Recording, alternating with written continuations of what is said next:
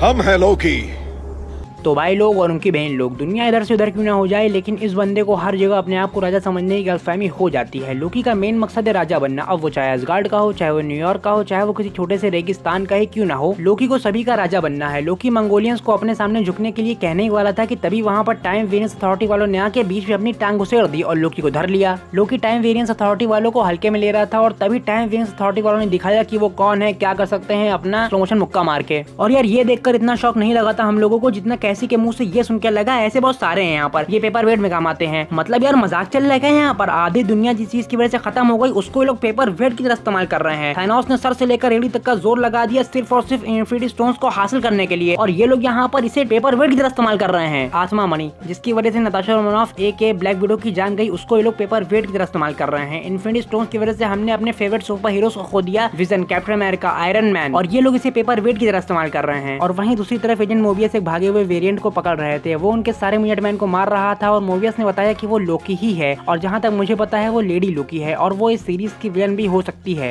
और यह लोकी का टेसरेक्ट उठाने के बाद और खुद को टेलीपोर्ट करने के बाद रेगिस्तान में एंट्री कितनी जबरदस्त हुई लोकी की, और उससे वो जबरदस्त एंट्री लोकी की टाइम वेरियंस अथॉरिटी में हुई। लोकी के एंट्री के टाइम हमें वहां पर एक स्क्रल देखने को मिला, उसके गले में भी वही पट्टा था जो पट्टा लोकी के गले में था, इसका मतलब वो भी एक कैदी था। अब जो लोग स्क्रल को नहीं जानते हैं उनको मैं बता दूं, कैप्टन मार्वल मूवी देख लो समझ जाओगे। और आप लोगों को थॉर रैग्नारॉक मूवी तो याद ही होगी, सकार प्लैनेट पर जब थॉर की एंट्री हुई थी तो जब उसका स्वागत हुआ था वो बहुत जबरदस्त था, और उससे जबरदस्त स्वागत हुआ है लोकी का टीवीए में। थॉर के तो खाली बाल काटे गए थे लेकिन लोकी को पूरा नंगा कर दिया, और उसके बाद लोकी को जेल की कॉस्ट्यूम भी दी गई, और उसके बावजूद भी लोकी टीवीए वालों को कुछ नहीं समझ रहा था। पर धीरे धीरे उसे लग रहा था कि अब वो फंस चुका है, और एक सेकंड के लिए तो उसकी बिल्कुल फट ही गई। लेकिन पहले लोकी खुद को ब्रह्मांड में सबसे बड़ा समझता था, क्योंकि लोकी योडेनहाइम का असली राजा था और एक एसगार्डियन भी था, और 9 रियासतों की जिम्मेदारी एसगार्डियंस पर ही है। टाइम वेरियंस अथॉरिटी वालों को तो लोकी जानता भी नहीं था कि ये लोग कौन है, पर पूरे ब्रह्मांड की बागडोर टीवीए वालों के हाथ में ही है। ये बात भी लोकी को नहीं पता थी, इसीलिए लोकी टीवीए वालों को हल्के में ले रहा था। टीवीए वालों को वो अपनी पैर की धूल समझ रहा था, लोकी समझ रहा था कि ये सब एक छल है, इसीलिए लोकी इस तरह से रिएक्ट कर रहा था। और वो 2012 वाला लोकी था तो वो तानाशाह तो बनेगा ही, और फिर धीरे धीरे लोकी को रियलाइज हुआ कि ये ब्रह्मांड की सबसे बड़ी ताकत है। मतलब टेसरेक्ट को तो छोड़ ही दो, टीवीए के पास सारे के सारे इन्फिनिटी स्टोन्स मौजूद हैं पहले से ही, और ये किसी मामूली से एम्प्लॉय के ड्रॉ में पड़े हुए हैं। और यहाँ पर लोकी के फेस एक्सप्रेशंस को देखकर ही साफ पता चल रहा है कि लोकी का दिमाग अब पूरी तरह से घूम चुका है। मतलब टेसरेक्ट लोकी के हाथ में है लेकिन उसे परवाह ही नहीं है, लोकी के दिमाग में सिर्फ ये चल रहा है कि अब तक मैं कहाँ था, टेसरेक्ट के पीछे पड़ा हुआ था अब तक मैं, और यहाँ पर इन लोग के पास सारे के सारे इन्फिनिटी स्टोन्स पहले से ही मौजूद हैं। पर ये बात सिर्फ यहीं पर खत्म नहीं होती है, मेन मुद्दा तो यहाँ शुरू होता है। इन्फिनिटी स्टोन सिर्फ बने हैं 6 और टीवी के पास इतने सारे कहाँ से आए। तो देखो यार, दो बातें हो सकती हैं। पहली बात,